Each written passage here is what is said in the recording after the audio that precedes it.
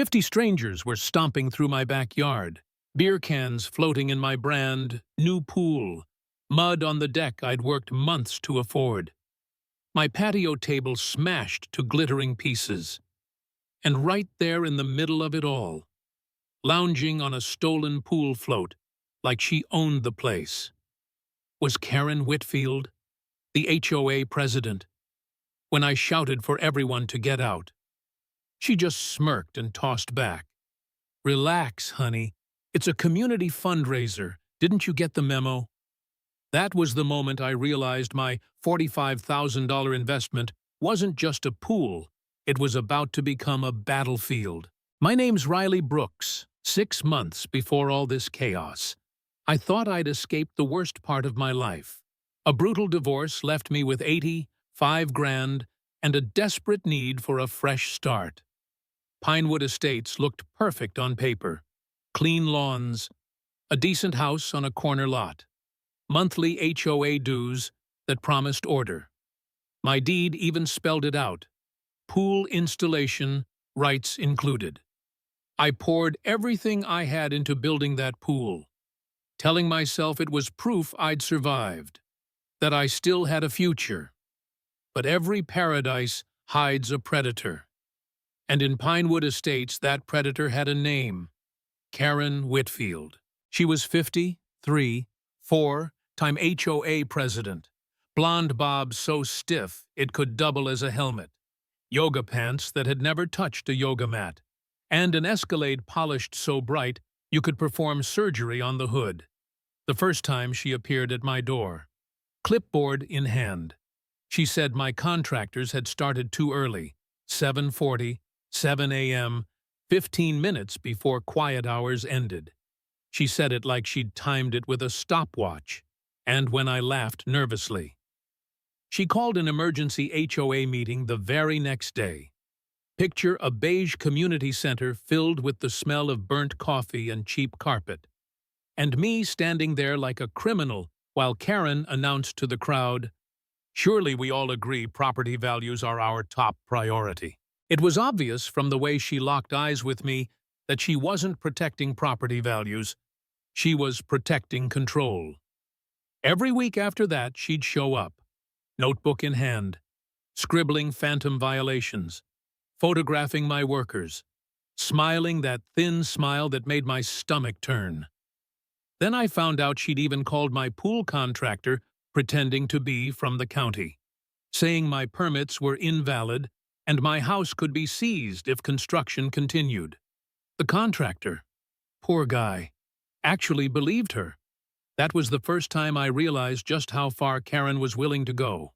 When the pool was finally finished, I thought the harassment would stop.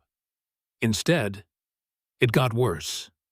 One morning, she pulled into my driveway with a man in a wrinkled polo shirt and a fake badge that looked like it came from a dollar store. "Riley, this is Bill from County Safety," she chirped, wearing a hard hat with the tag still on it. They spent an hour poking around, taking photos, claiming safety violations.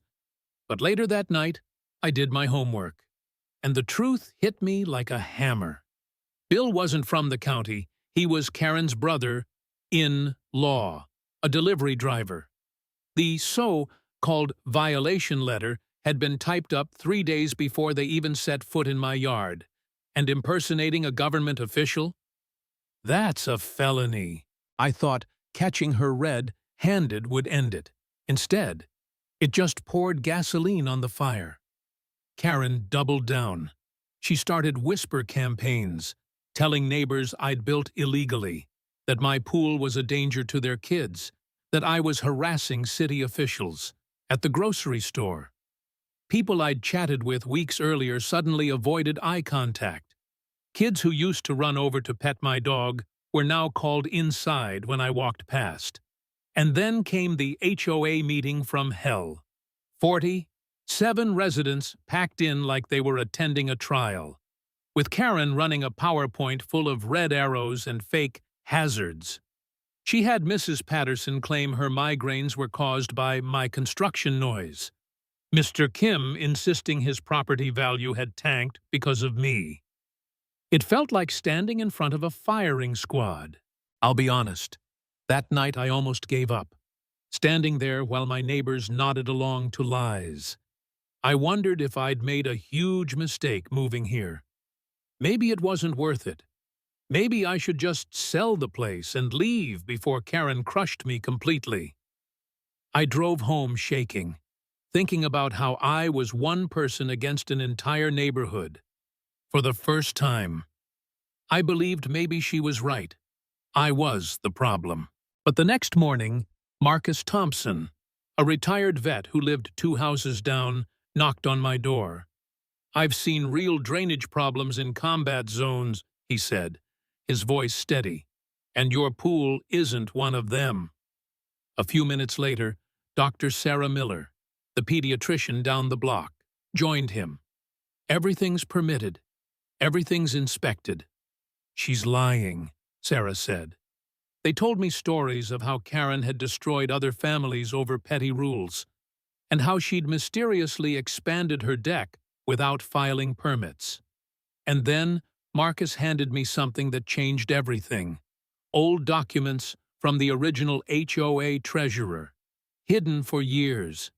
Inside were bank statements, budgets, proof that Karen had collected $180,000 from the community for a pool that was never built. The money had vanished into a shell company run by her family. That was the moment the fog lifted. My pool wasn't just making her jealous, it was exposing her biggest crime. Every time neighbors saw it, they were reminded of the pool they'd paid for and never got. No wonder she was desperate to paint me as unstable. My existence was proof she was a thief. After that, the attacks turned vicious. I was put on administrative leave at work after someone filed an anonymous complaint claiming I used company resources to harass government officials.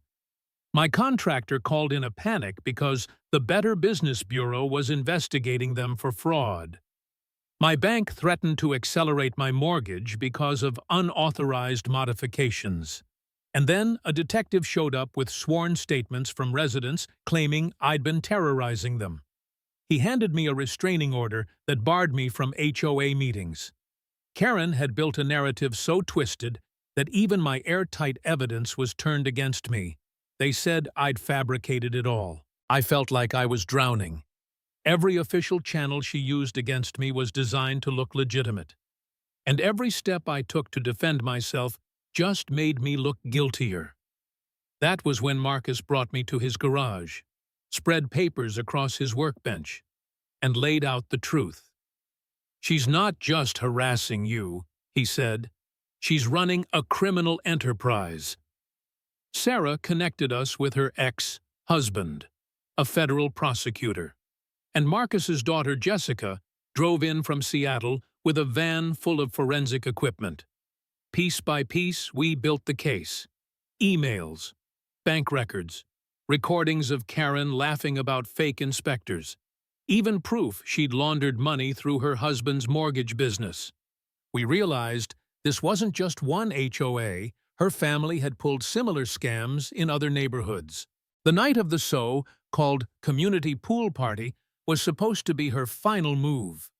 50 guests showed up with food and drinks. But beneath the music and laughter was something darker. My security cameras caught her husband carrying gas cans and electrical equipment. Jessica intercepted encrypted messages about Phase 2, property damage escalation. The plan was to trap me in my house, start an electrical fire, and make it look like an accident. And outside, Karen was whipping the crowd into a frenzy with a microphone, screaming that I was a danger who needed to be dealt with. I stood in my kitchen, listening to 50 voices chanting for me to come out, my heart pounding so loud it drowned everything else. For a moment, I thought this was it, that after surviving divorce, building a new life, holding on through harassment and lies, I was about to die at the hands of my neighbors, manipulated into becoming her accomplices. I was shaking so hard I could barely breathe. And then, like a scene from a movie, red and blue lights lit up my walls. FBI tactical units, county sheriffs, state police all swarmed the street. A voice boomed from a megaphone. Federal warrants are being executed. Nobody move. I pressed my face to the window and saw Karen freeze mid-speech, microphone in hand, her eyes wide as agents stepped out in full gear. They named her husband, her brother-in-law, charged with racketeering, fraud, conspiracy, and attempted murder. Neighbors gasped as the agents listed the crimes, and then Marcus's voice cut through the chaos. "Karen, where's the 180 grand you stole from the community pool fund?" That was the breaking point. The same neighbors who'd glared at me for months suddenly turned on her. Shouts of, "You stole from us?" and "That's why we never got the pool?" filled the air. FBI agents played a recording of her own voice, planning to eliminate me during the gathering. You could have heard a pin drop. Karen stammered, denied, tried to blame me, but even her husband backed away. And then, finally, she was in handcuffs. The woman who had ruled this neighborhood like a dictator led past her furious subjects with cameras flashing. I didn't cheer, I didn't gloat. I just stood there, exhausted, staring at the woman who had nearly destroyed me. Finally, stripped of her power, for once. She had no clipboard, no microphone, no army of neighbors at her back, just cold steel around her wrists, and silence where her arrogance used to be. That was the end of her reign. But for me, it was something more. It was proof that even when you're isolated, gaslit, and nearly broken, the truth can still cut through. Karen thought my pool made me weak, a target she could crush, but it turned out to be the very thing that exposed her. And if there's one thing I've learned from all this, it's simple. Bullies thrive on silence. But when you fight back with evidence and grit, even the most untouchable tyrants can fall. That's the story I leave you with today. From HOA Drama Unfolded.